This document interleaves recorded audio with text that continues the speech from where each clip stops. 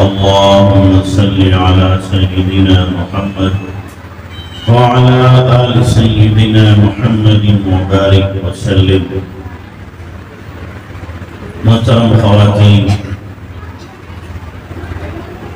اور عزیز طالبات، اللہ تبارک و تعالی نے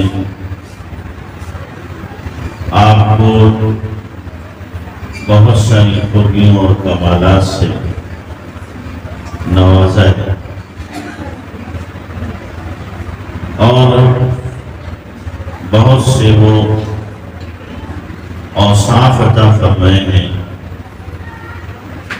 جو اوصاف بعض مردوں میں بھی نہیں ہوتے. آپ اپنی تاریخ کو یاد رکھو اور وہ آپ پر ایک دور گزرا ہے ظلم و زیادتی کا، اسے فراموش نہ کرو. اور اللہ تبارک و تعالی نے نبی علیہ السلام کی آمد پر جو آپ کو اعجاز و اکرام سے اور بلند مرتبے سے نوازا ہے، اس کا شکر ادا کرو. اسلام سے پہلے عورت کی حالت کیا تھی اور اسلام لانے کے بعد اسلام نے اس کو کتنا اعجاز و اکرام سے نوازا ہے اور کن عظمت کی بلندیوں پر پہنچایا ہے، اس کو اپنے دل و دماغ میں رکھو. اسلام لانے سے پہلے، اسلام کی آمد سے پہلے عورت کو اچھوت سمجھا جاتا تھا. عورت کو سب سے بڑا پاپ سمجھا جاتا تھا کہ تمام گناہ عورت کی وجہ سے ہوتے. اس کو گویا گناہوں کی دیوی تصور کیا جاتا تھا. اسلام سے پہلے آپ خود تصور کرو کہ زندہ زمین میں دفن کر دیا جاتا تھا. اسلام سے پہلے ہمارے ملک کے اندر عورت اپنے شوہر کے ساتھ ستی ہو جاتی تھی، جل جاتی تھی، اس لیے کہ اس کا بیوہ رہنا اس کے لیے بہت بڑا کلنک تھا. اور بیوہ عورت کو سب سے زیادہ منحوس سمجھا جاتا تھا اور اس سے شادی کرنے کو بہت بڑا عیب تصور کیا جاتا تھا. اس لیے وہ بجائے اس کے گھٹ گھٹ کی زندگی گزارے اپنے شوہر کے ساتھ محبت نبھاتے ہوئے ساتھی میں جل جاتے تھے، اس کی چتا میں کود جاتے تھے. یہ اسلام لانے سے پہلے کے حالات ہیں جو آپ پر گزرے، اور اسلام لانے کے بعد کیا مقام مرتبہ ملا ہے آپ کو. جناب رسول اللہ صلی اللہ علیہ وسلم نے کن فضائل کے ساتھ آپ کا تذکرہ کیا ہے. آپ جس روح میں مردوں کے لیے سعادت اور خیر کا ذریعہ ہے. اگر آپ بیٹی بنے تو نبی علیہ السلام نے فرمایا کہ بیٹیاں قیامت میں باپ کے لیے جہنم میں جانے سے آگ بن جائیں گی، باپ کو جہنم میں نہیں جانے دیں گی. یہ بیٹوں کے لیے نہیں ہے، یہ صرف آپ کے لیے. بیٹے آگ نہیں بنے گے. ہاں، بیٹا اگر نیک ہے تو باپ کے لیے ایصال ثواب کرے گا، دعا کرے گا، مغفرت طلب کرے گا، اور اس کی نیکیوں کی وجہ سے اللہ تبارک و تعالیٰ اس کی دعاؤں کی وجہ سے اس کے لیے جنت کا فیصلہ کر دے ہے ممکن ہے. لیکن حدیث میں آپ کے لیے فرمایا گیا ہے کہ جہنم سے آڑ بنی ہے. تو بیٹی ہے تب بھی یہ حکم ہے، اور بہن ہے تب بھی یہ حکم ہے۔ اور اگر آپ بیوی بن رہی ہیں تو اللہ کے نبی جناب رسول اللہ صلی اللہ علیہ وسلم نے حدیث میں ارشاد فرمایا، جس کا شوہر اس سے راضی اللہ اس سے راضی، جس کا شوہر اس سے ناراض اللہ اس سے ناراض۔ مجازی خدا کہا گیا شوہر کو۔ اور آپ نے فرمایا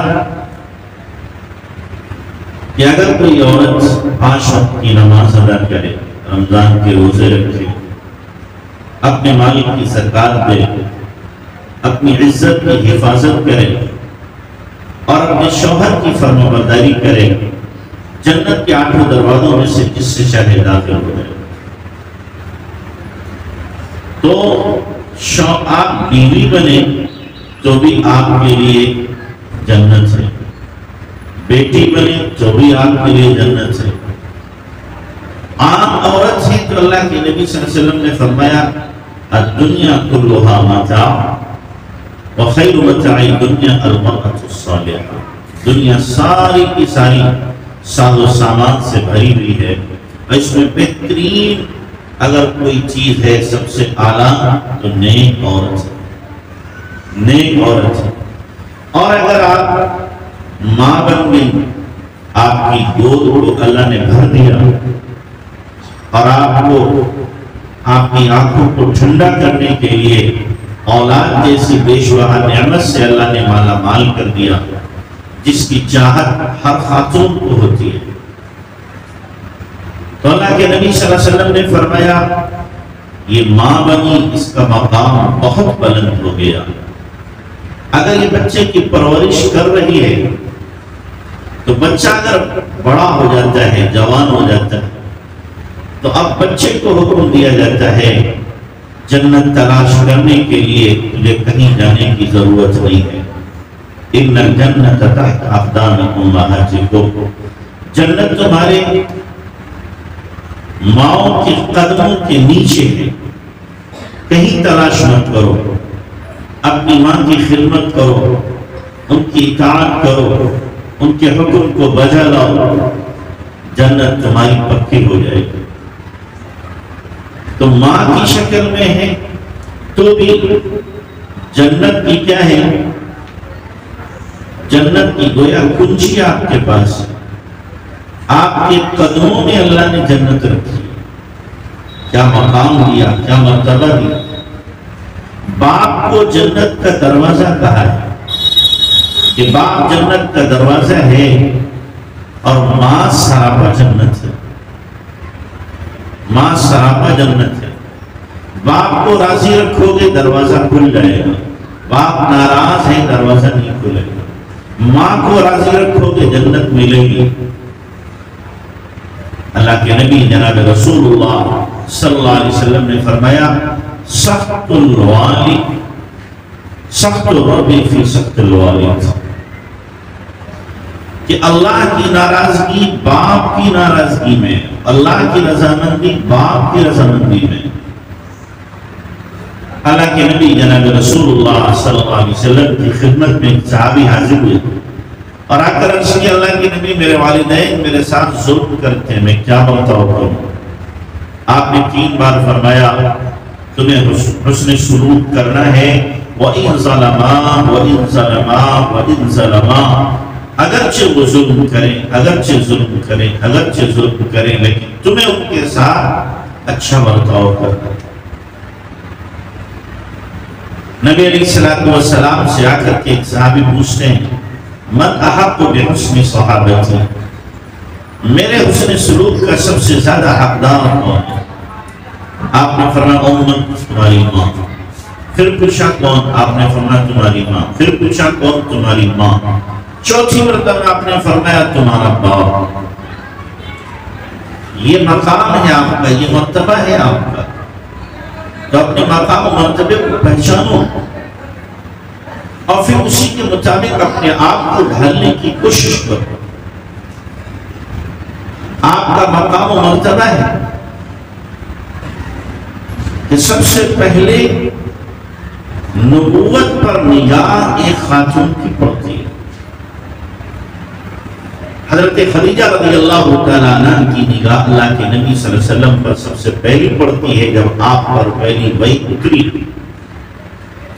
تو آپ نے آ کر کے حضرت خدیجہ سے فرمایا تھا انی خشیت علی نفسی، مجھے اپنی جان کا خدشہ ہے.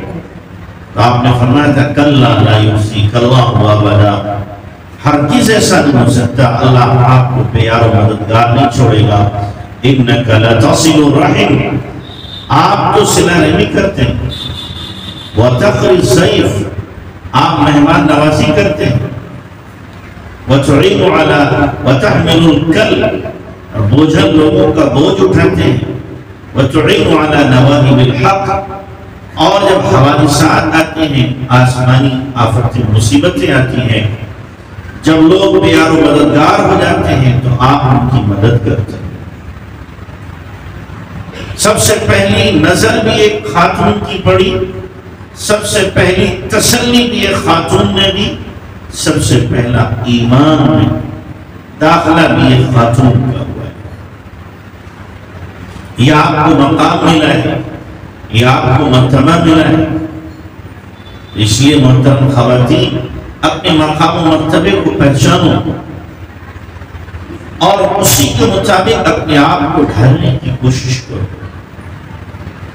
اس بارے میں غور کیا کرو، سوچا کرو کہ اللہ نے مجھے کیا بنایا ہے. مجھے بازار کی زینت نہیں بنایا گیا، مجھے ہوٹلوں کی زینت نہیں بنایا گیا، مجھے مارکیٹ کی زینت نہیں بنایا گیا، اور اسی طریقے سے مجھے کوئی بیچنے والی چیز نہیں بنایا گیا کہ آج جتنی توہین عورت کی ہے کسی کی نہیں ہے. ہر پرچار کی چیز پر عورت ہی کا فوٹو لگتا ہے اور پھر اس کو پیروں تلے رونا جاتا ہے. آپ خوش ہوتی ہوگی کہ پوسٹروں پہ ہماری تصویریں، جو چیزیں دکانوں پر بک رہی ہیں اس پر تصویریں، جتنے بھی پروڈکٹ تیار ہو رہے ہیں ہماری تصویریں، ہم اس کو لانچ کر رہے ہیں. یہ آپ کی عزت نہیں، حوصلہ افزائی نہیں، یہ آپ کے ساتھ توہین آمیز برتاؤ ہے، سلوک ہے.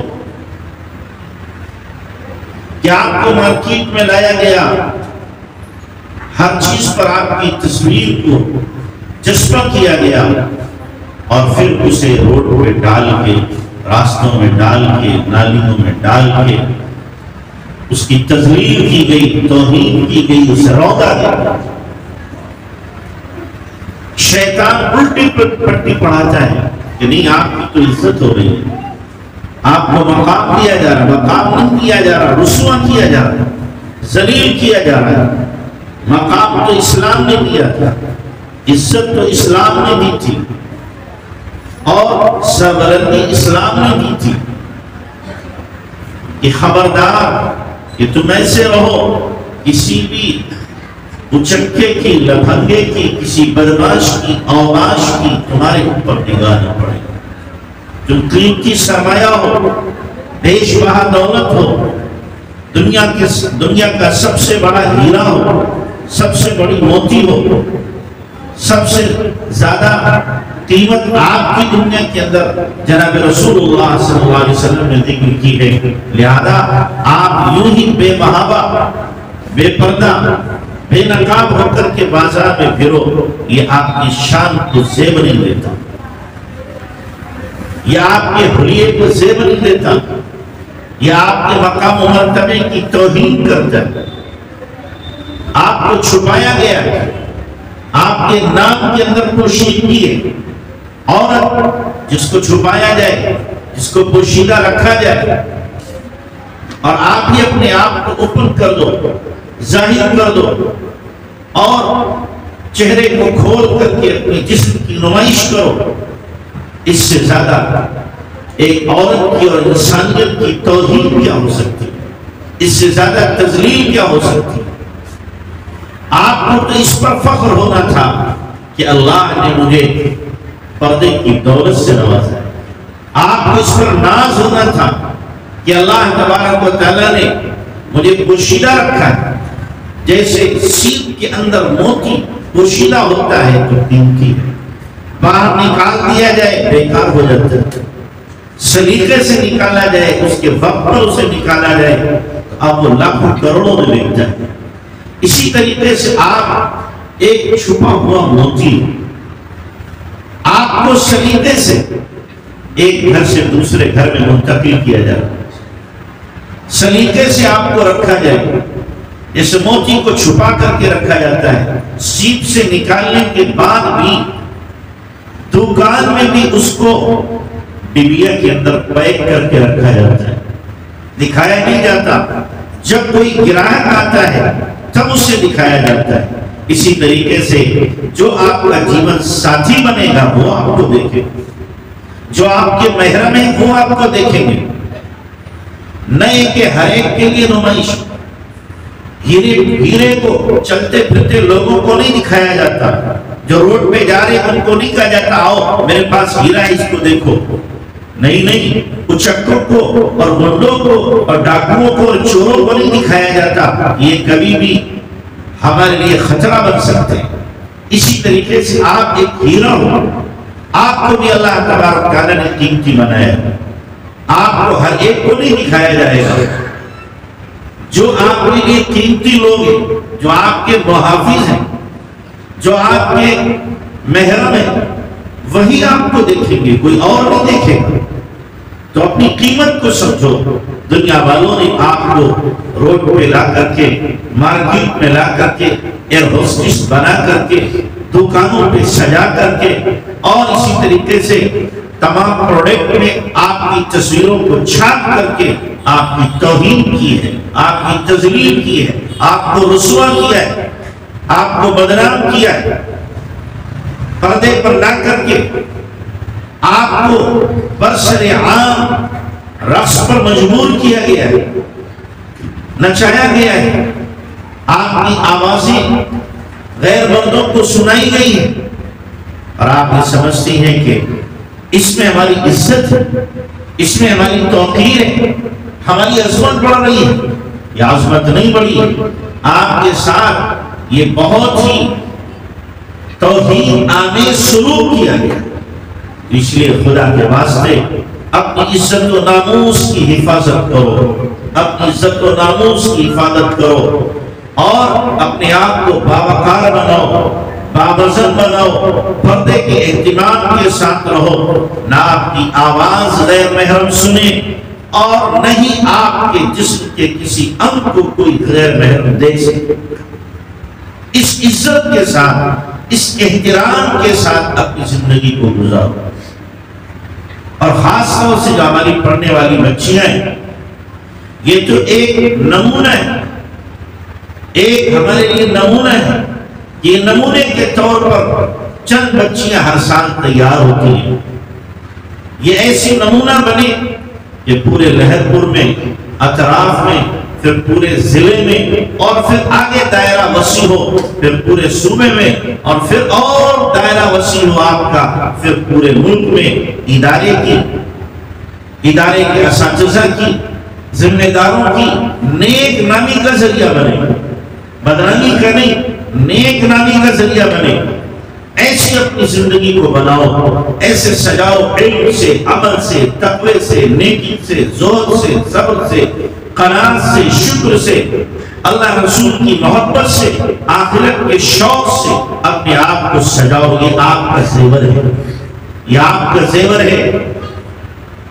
عورتوں کا زیور یقیناً ان کے حسن کو دوبارہ کرتا ہے، ان کے حسن کو دوبارہ کرتا ہے. آپ کے پاس کوئی زیور نہیں ہے، لیکن آپ کے پاس اگر تقوی کا زیور ہے، صبر کا زیور ہے، عبادت کا زیور ہے، زہد کا زیور ہے، شکر کا زیور آپ کے ساتھ میں ہے، حیا کا زیور آپ کے ساتھ میں ہے، اللہ سے تعلق کا زیور ہے، اللہ سے محبت کا زیور ہے، جناب رسول اللہ صلی اللہ علیہ وسلم کی عظمت کا زیور آپ زیبتن کیے ہوئے ہیں، پہنی ہوئی ہیں، تو آپ سے زیادہ اچھا زیور اور آپ سے زیادہ رونق زیور کسی کا نہیں ہو سکتا۔ ان زیورات سے اگر آپ نے اپنے آپ کو سجا لیا ہے تو آپ کے حسن کا مقابلہ دنیا کی پری بھی نہیں کر سکتی۔ آپ اس کو سمجھنے کی کوشش کرو، اپنے اندر پیدا کرنے کی کوشش کرو۔ جو جاذبیت، جو کشش اور جو نور ایک پارسا، پاکباز، متقیہ اور اسی طریقے سے باحیا خاتون کے اندر ہوتا ہے، وہ کسی اوباش قسم کی خاتون، بازاروں میں ٹہلنے والی، گھومنے والی اور دیدہ بازی کرنے والی، اپنے جسم کی نمائش کرنے والی میں وہ جاذبیت، وہ کشش، وہ روحانیت، وہ چہرے پر ملاحت ہو ہی نہیں سکتی، سوال ہی پیدا نہیں کرتا۔ اس لیے یعنی بچیوں اپنی زندگی کو بنانے کی کوشش کرو۔ صرف یہ نہیں ہے کہ آپ نے 4 جملے پڑھ لیے، 4 کلمے پڑھ لیے، کچھ آپ کو نعتیں پڑھنا آ گئی، بیان کرنا آ گیا، آپ نے سمجھ لیا کہ ہم بہت پڑھی لکھی ہو گئی۔ بیان کر لینا کوئی بڑی کمال کی بات نہیں ہے۔ نیتا لوگ بھی بیان کرتے ہیں، عورتیں جو ہیں وہ بھی بیان کرتی ہیں جو سیاست میں، اور اسی طریقے سے نعت پڑھ لینا، گنگنا لینا، یہ بھی کوئی کمال کی بات نہیں ہے۔ کمال تو اصل یہ ہے کہ آپ اپنے آپ کو بناؤ، اپنے آپ کو سجاؤ، اپنے آپ کے اندر نیکی پیدا کرو، علم کی دولت سے اپنے آپ کو مالا مال کرو، عمل کے زیور سے اپنے آپ کو آراستہ کرو۔ یہ ہے اصل کمال، یہ ہے اصل کمال۔ تو یہ کمال آپ کے اندر آ گیا۔ میں نے مانا آپ کے پاس دولت نہیں ہے، میں نے مانا آپ کے پاس قسم قسم کے لباس نہیں ہے، میں نے مانا آپ کے پاس زیورات کی بہتات نہیں ہے، میں نے مانا آپ کے گھر میں گاڑیاں نہیں ہیں، میں نے مانا آپ کے خاندان والوں کے پاس، آپ کے گھر والوں کے ساتھ میں وہ دولت کے انبار نہیں ہے، یہ کچھ نہیں، لیکن اگر آپ کی طبیعت میں نیکی ہے، آپ کی طبیعت میں تقویٰ ہے، آپ کی طبیعت میں قرآن سے تعلق ہے، جناب رسول اللہ صلی اللہ علیہ وسلم کی سنتوں پر 100% عمل ہے، تو اس سے بڑی دولت کوئی نہیں ہو سکتی۔ سب سے بڑی دولت آپ کو ملی ہوئی ہے۔ یہ دنیا کی دولتیں، یہ دنیا کی بہاریں اور یہ دنیا کے مال و دولت چند دنوں میں ختم ہونے والی چیزیں، چند دنوں میں ختم ہونے والی چیزیں ہیں۔ دنیا میں کتنی شہزادیاں آئی ہیں، کتنی رانیاں آئی ہیں، کتنی مالدار عورتیں آئی ہیں، کسی کے تذکرے آپ کو ملتے ہیں؟ کسی کے تذکرے ملتے ہیں؟ کسی کا نام لیا جاتا ہے کہ فلاں شہزادی اتنے اچھے سوٹ پہنتی تھی، فلاں رانی اتنے اعلیٰ قسم کے زیورات پہنتی تھی؟ کسی کا کوئی تذکرہ نہیں ملتا۔ ہاں جو اللہ کی نیک بندیاں تھیں، صحابیات دیکھو، اب عائشہ کی سیرت آج بھی زندہ ہے، حضرت فاطمہ کی سیرت آج بھی زندہ ہے، سمیہ کی سیرت آج بھی زندہ ہے، اسماء کی سیرت آج بھی زندہ ہے، ازواج مطہرات کی سیرتیں آج بھی زندہ ہے، بنات طاہرات کی سیرتیں آج بھی زندہ ہے، رابعہ کی سیرت آج بھی زندہ ہے، شعبانہ کی اور میمونہ کی اور معاذہ کی سیرت آج بھی زندہ ہے۔ اور اسی طریقے سے اگر رانی ہے زبیدہ کی سیرت آج بھی زندہ ہے، اس لیے کہ وہ نیک تھی، وہ متقیہ تھی، پارسا تھی، پاکباز تھی، اس کی زندگی وہ آج بھی زندہ ہے اور قیامت تک زندہ رہے۔ یہ نیک عورتیں تھیں، ان کے تذکرے ہر مجلس میں ہوتے ہیں، قیامت تک ہوتے رہیں گے، لیکن رانیاں آئیں چلی گئیں، کچھ دن ان کا چرچا ہوا، کچھ لوگوں نے ان کے گن اور گیت گائے، اور پھر ایسی بھولی بسی داستان بنی کہ اب کوئی ان کا نام بھی نہیں جانتا، کوئی انہیں نہیں پہچانتا۔ اس لیے محترم خواتین اپنے آپ کو نیکی سے سجانے کی کوشش کرو۔ اپنے ماتھے کا زیور، آپ کے ماتھے کا زیور سجدوں کا نشان ہونا چاہیے۔ آپ کے گلے کا گلوبند جو ہو، لاکٹ جو ہو، وہ اللہ رسول کی غلامی کا توق۔ آپ کے ہاتھوں میں اگر سونے کے کنگن ہیں جو سونے کے کنگن نہ ملے لیکن آپ کے ہاتھوں میں ہتھکڑی پڑی ہوئی ہو قرآن کی، آپ کے پیروں میں بیڑی پڑی ہوئی ہو جناب رسول اللہ صلی اللہ علیہ وسلم کی سنتوں اور احادیث کی، آپ کی انگلیوں میں اگرچہ رنگ نہیں ہے، انگوٹھیاں نہیں ہیں، لیکن یہ انگلیاں کل قیامت کے دن آپ کے لیے گواہی دے رہی ہوں کہ ان پر تسبیحات پڑھی گئی ہیں، ان پر سبحان اللہ، الحمدللہ، لا الہ الا اللہ، اللہ اکبر اور درود شریف اور استغفار پڑھا گیا ہے۔ یہ آپ کی انگلیوں کا زیور بن جائے، آپ کے پاس میں روزانہ بدلنے کے لیے کپڑے نہیں، کوئی بڑی بات نہیں، آپ کے پاس 2 جوڑے ہیں، 4 جوڑے ہیں، انہی کو دھو کر کے آپ پہنتی ہو، کوئی مسئلہ نہیں، لیکن وہ لباس جو اللہ نے دیا ہے اور جس کو سب سے اچھا لباس کہا ہے، وہ لباس التقوی ذالک خیر، تقوی کا لباس یہ سب سے اچھا لباس ہے۔ اس تقوی کے لباس سے اپنے آپ کو آراستہ و پیراستہ کرو، تقوی کا لباس پہنو، صحابیات نے تقوی کا لباس پہنا تھا، ان کے جسم پر پیوند زدہ کپڑے تھے لیکن تقوی تھا، آج تک ان کے چرچے اور تذکرے۔ حضرت عمر رضی اللہ تعالیٰ عنہ خلیفۃ المسلمین ہیں اور 17 پیوند ان کے لباس پر لگے ہوئے ہیں، آج ان کے پیوندوں کا تذکرہ فخر کے ساتھ کیا جاتا ہے، توہین کے ساتھ نعوذ باللہ نہیں، عظمت اور محبت کے ساتھ ان کے پیوند کا تذکرہ کیا جاتا ہے۔ کیوں؟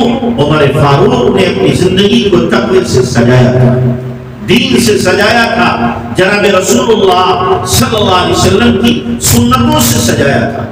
یہ ہے اصل آپ کا سرمایہ، یہ ہے اصل آپ کی دولت، یہ ہے اصل آپ کی وہ نعمت جو کبھی بھی ختم ہونے والی نہیں۔ اس لیے پیاری بچیوں، اپنے آپ میں تقوی لانے کی کوشش کرو، علم برائے علم نہ ہو، علم برائے تقوی، علم برائے عمل۔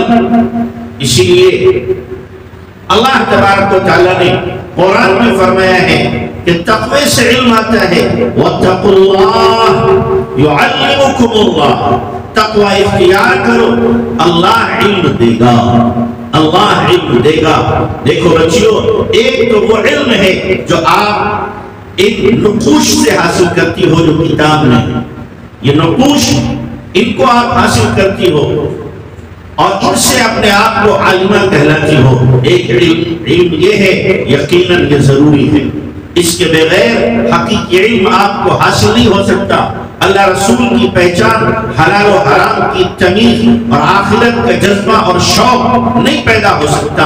ایک علم تو یہ ہے، اور ایک علم وہ ہے جو حضرت خضر کو اللہ نے دیا تھا، وَعَلَّمْنَاهُ مِن لَّدُنَّا عِلْمًا، کہ ہم نے خضر کو اپنے پاس سے علم دیا تھا، جس کو حدیث میں جناب رسول اللہ صلی اللہ علیہ وسلم نے فرمایا ہے، من عمل بما علم ورثه الله علم ما لم يعلم، کہ جس نے اپنے ظاہری علم پر عمل کیا، جو قرآن میں، حدیث میں، فقہ میں اور دیگر کتب میں علم ہے، اس پر عمل کیا، عمل کی شرط ہے، تو فرمایا وَرَثَهُ اللَّهُ عِلْمَ مَا لَمْ يَعْلَمْ، اللہ اس علم کا وارث بنائے گا جو اس نے کتابوں میں نہیں پڑھا ہوگا، جو کتابوں میں نہیں ہے، اس علم کا اللہ وارث بنائے گا۔ لیکن اس علم کا وارث بننے کے لیے شرط ہے اس ظاہری علم پر عمل کرنا۔ جب اس پر عمل ہوگا تو پھر اللہ تبارک و تعالی آپ کے باطن کو کھولے گا، آپ کے دل کو کھولے گا، اللہ اپنی طرف سے علوم کا الہام کرے۔ یہ ہے وہ علم لدنی جو اللہ تبارک تعالیٰ اپنے خاص مقبول ترین بندوں اور بندیوں کو عطا فرماتا ہے۔ آپ دیکھو امام غزالی رحمت اللہ علیہ کا واقعہ مشہور ہے، شاید میں نے کبھی سنایا ہوں۔ امام غزالی رحمت اللہ علیہ یہ 2 بھائی تھے، محمد غزالی، احمد غزالی، اور دونوں اپنے زمانے کے بہت بڑے عالم بھی تھے اور بہت بڑے صوفی بھی تھے، محدث بھی تھے، فقیہ بھی تھے۔ زبردست عالم ہے. جو ان کے بھائی احمد غزالی تھے، یہ امام محمد غزالی جو ہیں یہ امام تھے جامع مسجد کے، لیکن احمد غزالی جو ہیں ان کے پیچھے نماز نہیں پڑھتے تھے. تو انہوں نے جا کے شکایت کی محمد غزالی نے اپنی والدہ سے، اماں ہمارا بھائی ہے، ہمارے پیچھے جماعت سے نماز نہیں پڑھتا، اپنی نماز پڑھتا ہے، لوگوں میں چیمی گوئیاں ہوتی، لوگ کہتے ہیں ان کا بھائی ان کے پیچھے نماز نہیں پڑھتا، ضرور اس میں کوئی راز ہے، کوئی بات ہے، تب تو ان کا بھائی ان کے پیچھے نماز نہیں پڑھتا. ماں سے آ کے شکایت کی. ماں نے احمد غزالی کو بلایا اور کہا بیٹا کیا بات ہے، تم اپنے بھائی کے پیچھے نماز کیوں نہیں پڑھتے؟ خاموش رہے. کہا ٹھیک ہے اماں پڑھوں گا. چنانچہ ظہر کی یا عصر کی نماز تھی، انہوں نے نیت باندھی. احمد غزالی نے بھی پیچھے سے اقتدا کی. 2 رکعت احمد غزالی نے پڑھی اور 2 پڑھ کر کے سلام پھیر کے چلے گئے، اپنی نماز پڑھ لی. 4 کے بجائے 2 پڑھی. سلام پھیر کے دیکھا کہ بھیا نے نیت توڑ دی، چلے گئے. اب اور زیادہ افسوس ہوا کہ اس سے اچھا تو نہ پڑھتے، 2 پڑھ کے توڑ دی ہیں. تو لوگوں میں اور چمی گوئیاں ہوئی، تشویش پیدا ہوئی، اور بھائی کو بھی شک کی محسوس ہوئی کہ میرے بھائی نے بیچ میں نماز توڑی، نہ معلوم اس کو کیا نظر آ گیا. جا کے پھر ماں سے شکایت کی، اماں بھائی نے تو آج حد ہی کر دی، اس سے بہتر تو میرے پیچھے نماز نہ پڑھتا. اس نے 2 رکعت نماز میرے پیچھے پڑھی اور اس کے بعد اس نے سلام پھیر دیا اور سلام پھیر کے اپنی نماز پڑھ کے آ گیا. تو ماں نے پوچھا بیٹا تم نے ایسا کیوں کیا، ایسا کیوں کیا؟ 2 رکعت نماز پڑھ کے تم نے سلام کیوں پھیرا؟ 4 دن کے ساتھ کیوں نہیں رہے اپنے بھائی محمد غزالی کے ساتھ؟ تو احمد غزالی نے جواب دیا، اماں 2 رکعت جو میں نے ان کے ساتھ پڑھی، یہ اس وقت تو ان کا دھیان اللہ کی طرف تھا،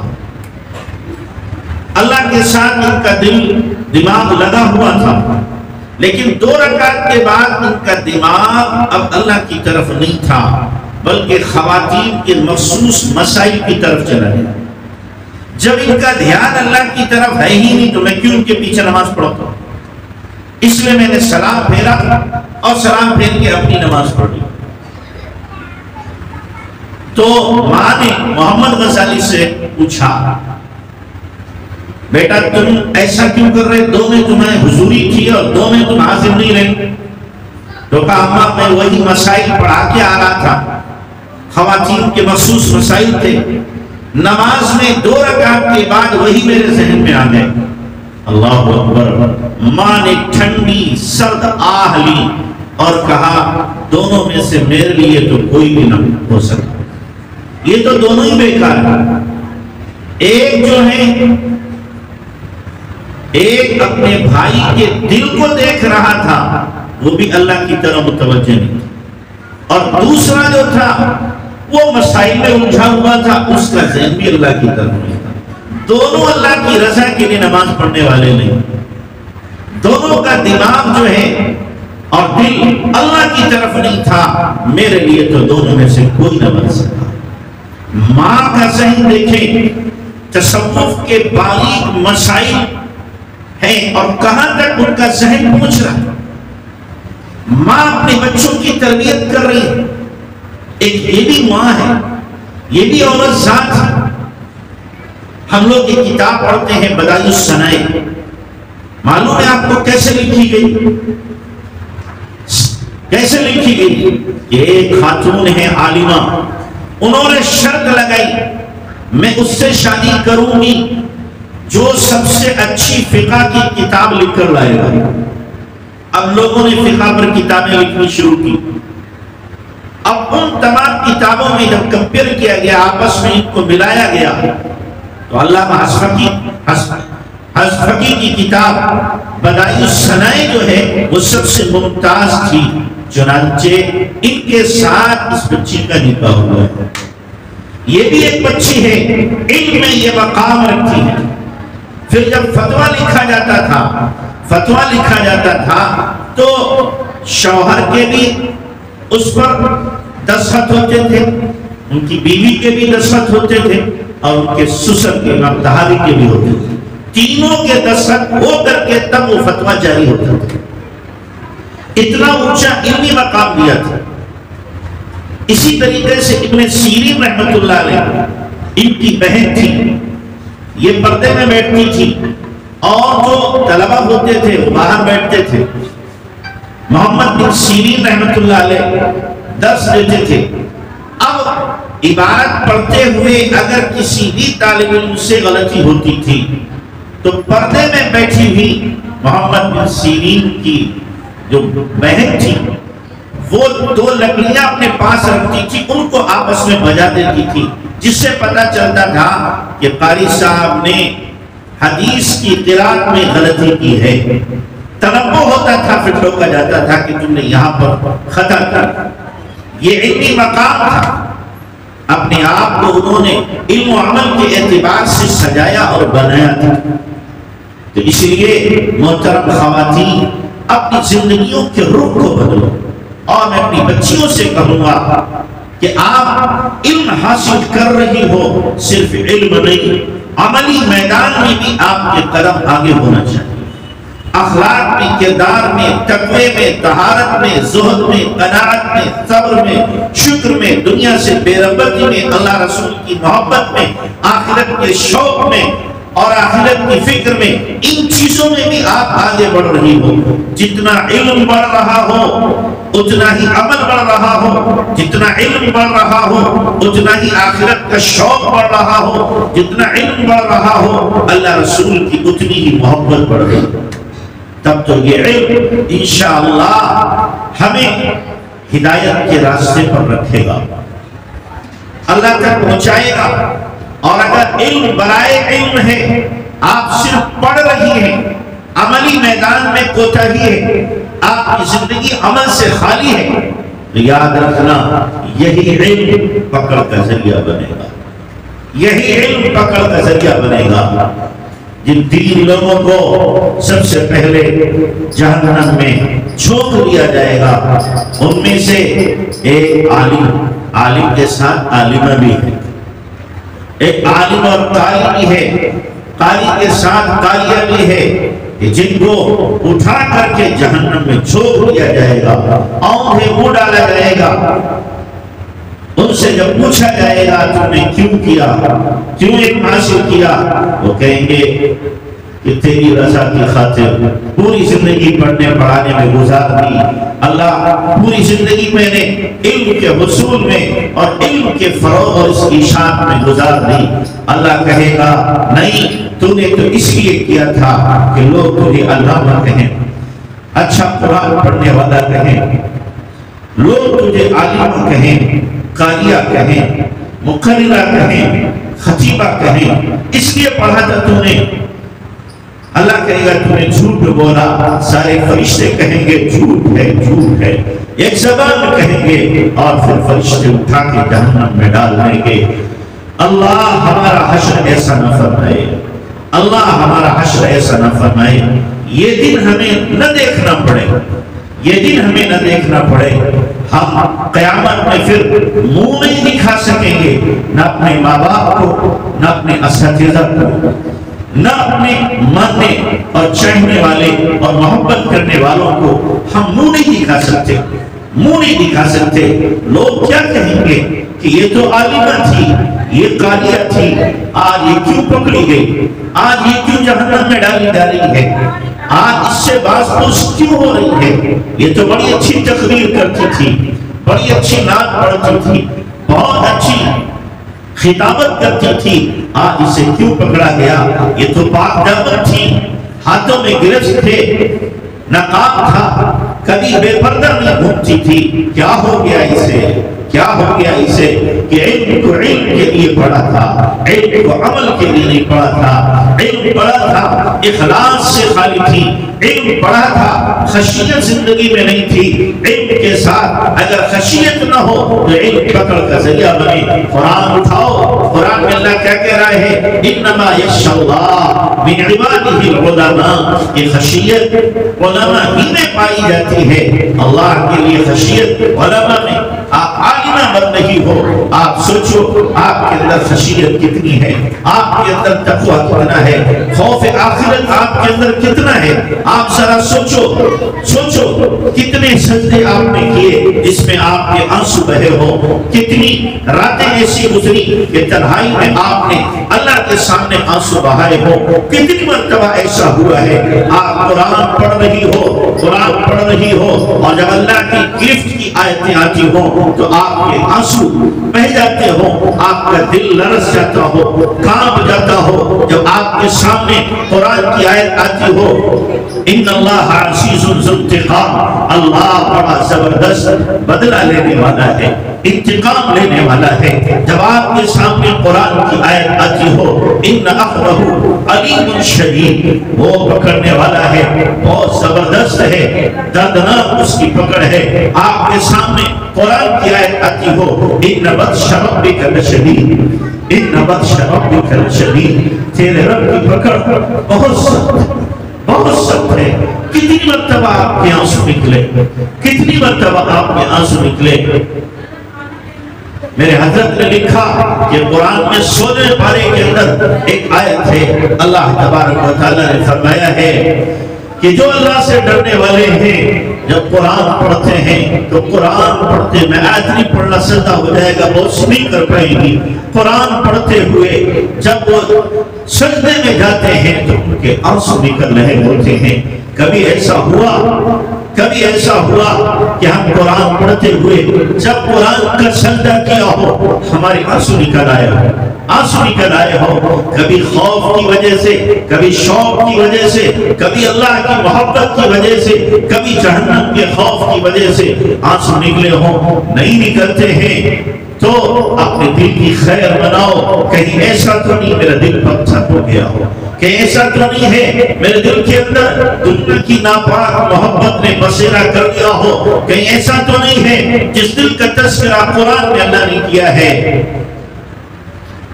فَهِيَ كَالْحِجَارَةِ أَوْ أَشَدُّ قَسْوَةً، وہ پتھر جیسے بلکہ پتھروں سے زیادہ سخت ہیں۔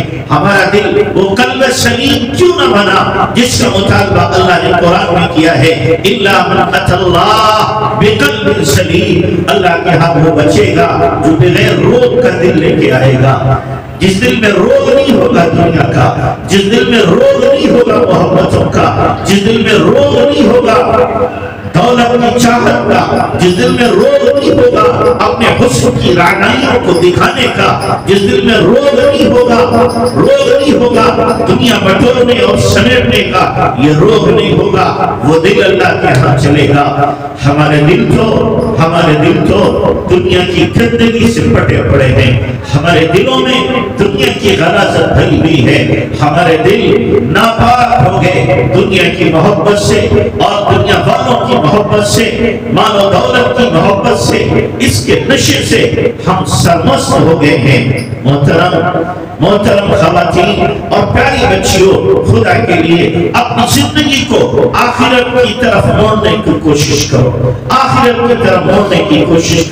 تقویٰ اپنی زندگی میں لانے کی کوشش کرو، خوف خدا سے اپنے آپ کو سجانے کی کوشش کرو۔ زندگیاں بدلو، روز نہا لینا ہی کمال نہیں ہے، پانی سے نہانا روز کمال نہیں ہے، کبھی آنسوؤں سے بھی نہا